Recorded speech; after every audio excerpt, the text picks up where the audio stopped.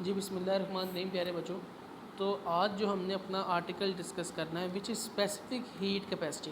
तो ये वाला जो हमारे पास आर्टिकल है ये बहुत ज़्यादा इम्पोर्टेंट आर्टिकल है और इसकी बोर्ड में हमारे पास काफ़ी ज़्यादा इसकी वेटेज है।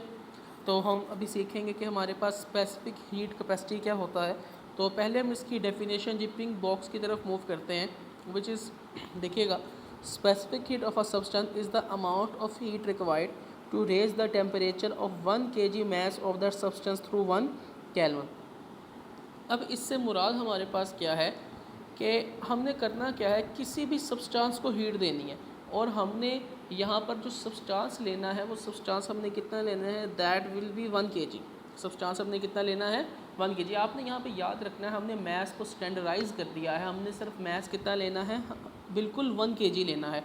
अब यहाँ पर आपने एक चीज़ समझनी, स्पेसिफिक हीट कैपेसिटी होता क्या है। हमने एक मैस लेना है और वो मैस कितना लेना है, 1 kg लेना है और उस मैस को हमने हीट करते जाना है। ठीक है, उस मैस को हमने हीट करते जाना है और उसको कब तक हीट करते जाना है, जब तक उस बॉडी का टेम्परेचर 1 केल्विन ना हो जाए। तो इस चीज़ को हम बोलते हैं which is called specific heat capacity. दोबारा सुने, हमारे पास एक बॉडी है जिसका मैस कितना होगा, 1 kg, और उसको तब तक हीट करते जाना है जब तक उसका टेम्परेचर 1 केल्विन नहीं हो जाता। तो इसको हम क्या बोलते हैं, which is called specific heat capacity. अच्छा बेटा जी, अब हम उसको ज़रा ऊपर से रीड आउट करते हैं। देखिएगा, generally when the body is heated, अगर किसी भी बॉडी को हम हीट करेंगे इस टेम्परेचर इंक्रीज, उस बॉडी का टेम्परेचर क्या करेगा, इंक्रीज़ करेगा। Increase in the temperature of the body is found to be proportional to the amount of heat absorbed by it. अब इससे मुराद क्या है, यहाँ ना हम चीज़ को समझते हैं। तो अभी मैं उसको लिखूँगा, यहाँ पे देखिएगा, ये हमारे पास है डेल्टा क्यू। ये हमारे पास क्या है, डेल्टा क्यू आपने समझना होता क्या है। डेल्टा क्यू हमारे पास वो हीट होती है जो कि बॉडी अब्जॉर्ब करती है, अपने अंदर जज़ब करती है। दोबारा समझ लें, डेल्टा क्यू हमारे पास वो हीट होती है जो कि बॉडी अपने अंदर क्या करेगी, अब्जॉर्ब करेगी। ठीक है, absorb heat by the body. ठीक है, अब ये जो हमारे पास चीज़ है, delta Q is directly proportional to M. Delta Q is directly proportional to M, ये इक्वेशन नंबर 1 है। अब इससे मुराद हमारे पास क्या है, अगर मैस, ये देखो दोनों आपस में डायरेक्टली प्रोपोर्शनल है, दोनों आपस में क्या है, डायरेक्टली प्रोपोर्शनल। अब ज़रा आपने चीज़ को समझना है, वो बेटा जी हमारे पास कुछ इस तरह है, विच इज़ सच दैट कि हमारे पास अगर हम मैस को ज़्यादा करेंगे तो बॉडी हीट अब्जॉर्ब क्या करेगी, ज़्यादा करेगी। अगर हम मैस को कम कर देंगे, मैस को कम करेंगे तो बॉडी हीट अब्जॉर्ब भी क्या करेगी, कम करेगी। आप ज़रा देखें, अगर हम एग्जांपल के तौर पे कहते हैं, अगर हम इसकी ज़्यादा वाली एग्जांपल कहता हूँ, अगर हमारे पास एक चाय वाला बर्तन है, ठीक है, एक चाय वाला छोटा जो सॉस पैन हमारे पास होता है, अगर उसका मैस कम है तो वो हीट अब्जॉर्ब भी क्या करेगा, कम करेगा। और अगर हम ऐसा बर्तन लेते हैं, ऐसा अगर आप देज का ले लें जो कि हम जिस पे हम खाना पकाते हैं, उसका मैस क्या है, ज़्यादा, उसका मैस ज़्यादा होगा तो वो हीट अब्जॉर्ब भी क्या करेगा, ज़्यादा करेगा। तो यह आपने चीज़ यहाँ से समझनी है। अगर हमारे पास क्या होगा, बर्तन अगर हमारे पास बड़ा है, मैस ज़्यादा है, तो बॉडी हीट अब्जॉर्ब क्या करेगी, ज़्यादा। जैसे कि जिसमें हम खाना पकाते हैं उसका मैस ज़्यादा होता है तो बॉडी हीट अब्जॉर्ब भी क्या करती है, ज़्यादा। और अगर हम सॉस पैन की बात करते हैं, वो छोटा है, उसका मैस कम है, अगर जिसका मैस कम होगा तो बॉडी हीट अब्जॉर्ब भी क्या करेगी, कम करेगी। तो ये हमारे पास पहली चीज़ है विच इज़ डायरेक्टली प्रोपोर्शनल। ये हमारे पास इक्वेशन नंबर 1, ये इक्वेशन नंबर 1 है, इसको आप लिख लेंगे यहाँ पर। अच्छा, नेक्स्ट चीज़ बेटा जी हमारे पास क्या है, नेक्स्ट चीज़ अभी हमने ज़रा समझनी है जी, ज़रा देखिएगा, which is that delta Q is directly proportional to delta T. Delta Q is directly proportional to delta T. अब बेटा जी, अब इस चीज़ को भी हमने समझना है कि ये हमारे पास है क्या। अगर हम टेम्परेचर को चेंज करेंगे, चेंज इन टेम्परेचर करेंगे तो बॉडी के हीट में भी क्या आएगा, चेंज आएगा। और अगर चेंज इन टेम्परेचर कम करेंगे तो बॉडी हीट अब्जॉर्ब भी क्या करेगी, कम करेगी। अब देखें एग्जांपल के तौर पर, अगर मैं ज़्यादा वाले की बात करूँगा, इंक्रीजिंग वाले की, अगर हम चूल्हे का क्या करते हैं, टेम्परेचर ज़्यादा करेंगे, चेंज इन टेम्परेचर ज़्यादा करेंगे। अगर हम चूल्हे का टेम्परेचर ज़्यादा करेंगे तो वो जो बॉडी होगी वो अपने अंदर हीट अब्जॉर्ब भी क्या करेगी, ज़्यादा करेगी। अगर चेंज इन टेम्परेचर ज़्यादा होगा तो बॉडी हीट अब्जॉर्ब भी क्या करेगी, ज़्यादा करेगी। अगर हम टेम्परेचर, चूल्हे का टेम्परेचर कम कर दें, अगर हम change in temperature delta T को कम कर देंगे, अगर डेल्टा टी को कम करेंगे तो बॉडी हीट अब्जॉर्ब भी क्या करेगी, कम करेगी। तो आपने यहाँ पे याद रखना है, पहले वाले में क्या था, मैस ज़्यादा करेंगे, देज का बड़ा होगा तो बॉडी हीट अब्जॉर्ब भी क्या करेगी, ज़्यादा करेगी। अगर सॉस पैन छोटा लेंगे, मैस छोटा होगा तो बॉडी हीट अब्जॉर्ब भी क्या करेगी, कम करेगी। और दूसरे वाले में क्या है, कि अगर हम टेम्परेचर ज़्यादा करेंगे, चेंज इन टेम्परेचर क्या कर देंगे, ज़्यादा करेंगे, टेम्परेचर चूल्हा हमने बढ़ा दिया, चूल्हे की उसकी लिमिट को हम ज़्यादा करेंगे तो डेल्टा क्यू भी क्या हो जाएगा, ज़्यादा, बॉडी हीट अब्जॉर्ब ज़्यादा करेगी। और अगर हम टेम्परेचर को कम करेंगे तो बॉडी हीट अब्जॉर्ब भी क्या करेगी, कम। अब इन दोनों इक्वेशन को क्या कर लें, कंबाइन कर लें।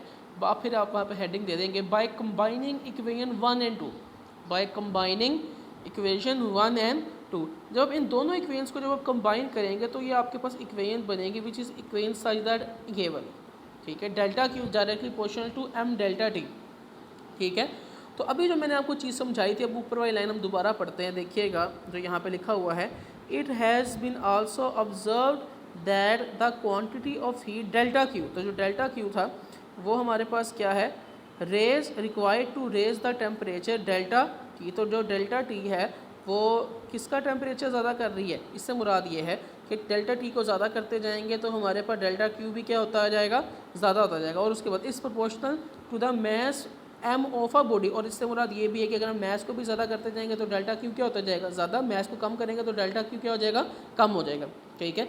तो जब इन दोनों इक्वेशंस को कंबाइन करेंगे, जब डेरिवेशन की आप हेडिंग दे देंगे तो उसमें आपने वो जो दोनों पॉइंट्स मैंने बताए थे, वो जो डेरिवेशंस मैंने लिखी थी, ठीक है, उसके बाद फिर आपने दोनों को कंबाइन करके आपने डायरेक्ट इसके ऊपर आ जाना है, ठीक है, इस इक्वेशन की तरफ आप आ जाएंगे। फिर आपने करना क्या है, what we have to do. अब आपको पता है कि हमारे पास यहाँ पर प्रोपोर्शनैलिटी का साइन है, प्रोपोर्शनैलिटी के साइन को जब आप यहाँ से रिमूव करेंगे तो हमारे पास एक इक्वालिटी आ जाएगा और एक कांस्टेंट आएगा। देखें, एक इक्वालिटी आ गया और एक हमारे पास क्या आ गया है, कांस्टेंट। ये जो सी है, this C is called the specific heat capacity, ठीक है प्यारे बच्चों, ये जो सी है, ये सी हमारे पास क्या है, स्पेसिफिक हीट कैपेसिटी। जी अब आगे देखते हैं क्या कहता है हमें, कि here delta Q is the amount of heat absorb. ये डेल्टा क्यू क्या है, वो हीट अब्जॉर्ब, वो हीट है जो कि बॉडी क्या कर रही है, अब्जॉर्ब कर, अब्जॉर्ब्ड बाय द बॉडी, ठीक है। और सी हमारे पास क्या है, C is the constant of proportionality called the specific heat capacity, और ये हमारे पास क्या है, स्पेसिफिक हीट कैपेसिटी है, ठीक है, सी।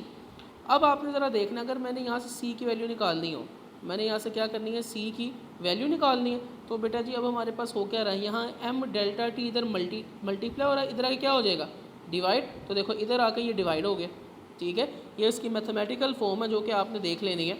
अच्छा, अब यहाँ पर ना एक चीज़ प्यारे बच्चों आपने और समझनी है, इसका ज़रा फॉर्मूला हमने देखना है। डेल्टा क्यू क्या है, अब ज़रा नीचे 8.5 इक्वेशन की तरफ आपने देखना है। What is delta Q, delta Q heat है, और हीट क्या होती है, energy, heat is the energy. और एनर्जी का यूनिट आपको पता है क्या होता है हमारे पास, जूल। एनर्जी का यूनिट हमारे पास क्या होता है, जूल होता है। और नीचे क्या है, मैस, और मैस का यूनिट हमारे पास क्या होता है, केजी। मैस का यूनिट क्या होता है, केजी। और डेल्टा टी टेम्परेचर, टेम्परेचर का यूनिट क्या होता है, केल्विन। टेम्परेचर का यूनिट हमारे पास क्या होता है, केल्विन होता है। तो हमारे पास फिर इसका यूनिट क्या आएगा, डेल्टा क्यू की जगह जूल आ गया, ठीक है। और ये मैस जब ऊपर जाएगा तो इसका मतलब केजी जब ऊपर जाएगा तो हमारे पास क्या हो जाएगा, kg-1, क्या हो जाएगा, kg-1। और जब ये डेल्टा टी का केल्विन ऊपर जाएगा तो के क्या हो जाएगा, k-1। तो स्पेसिफिक हीट का यूनिट हमारे पास क्या है, बहुत इंपॉर्टेंट है, आपने याद रखना है, विच इज़ जूल पर केजी पर केल्विन। तो हमारे पास स्पेसिफिक हीट कैपेसिटी का यूनिट क्या हुआ प्यारे बच्चों, जूल पर केजी पर केल्विन। अब देखिएगा इन ऐसे units, mass M is measured in kilogram, तो मैस को हम किस में मेजर करते हैं, आपको पता है किलोग्राम में मेजर करते हैं। और डेल्टा क्यू एनर्जी है तो उसको हम जूल में मेजर करेंगे, और जो टेम्परेचर है उसको हम किस में मेजर करेंगे, विच इज़ केल्विन, ठीक है। तो ऐसा यूनिट जो हमारे पास बनेगा, ऐसा unit will be equal two joule पर केजी पर केल्विन, ठीक है बेटा, याद रखना हमारे पास जो ऐसा यूनिट बनेगा, ऐसा unit will be equal two joule पर केजी पर केल्विन। तो आप लोगों के पास जो यहाँ पर प्रॉपर हेडिंग्स बनेंगी, जी बेटा जी, अब आपके पास जो यहाँ पे प्रॉपर हेडिंग्स बनेगी वो आपने बुक पे मार्क कर लेनी है, ठीक है। सबसे पहले ये आपकी डेफिनेशन होगी, ठीक है, such that this is your definition. उसके बाद ये आपकी एक्सप्लेनेशन होगी, वो बुक से देख लीजिएगा, मार्क कर लीजिएगा। उसके बाद डायरेक्ट आपके पास आता है मैथमेटिकल फॉर्म, ठीक है। मैथमेटिकल फॉर्म में आप लोगों ने पहले ये चीज़ें लिखनी है, it has been also observe से लेके कहाँ तक लिखना है, मैस ऑफ द बॉडी तक। ये लिखने के बाद आपने ये वाली इक्वेशन की तरफ नहीं आना, वो वाली इक्वेशन की तरफ आना जो कि पहले मैंने आपको दो बताई है, फिर उसको कंपेयर करके ये आएगा, आपकी बुक में कंप्लीट नहीं है, कंपेयर करके फिर ये आएगा। फिर उसके बाद ये वाली लिखेंगे, ये वाली लिखेंगे, फिर ये वाली लाइन लिखेंगे, फिर ये वाला फार्मूला लिखेंगे, फिर यहाँ से यहाँ तक लिखेंगे। तो बेटा फिर ये आपका ये जो एक कंप्लीट लॉन्ग है ये कंप्लीट हो जाएगा। तो आपने बड़े अच्छे तरीके से इसको प्रिपेयर करना है, ठीक है।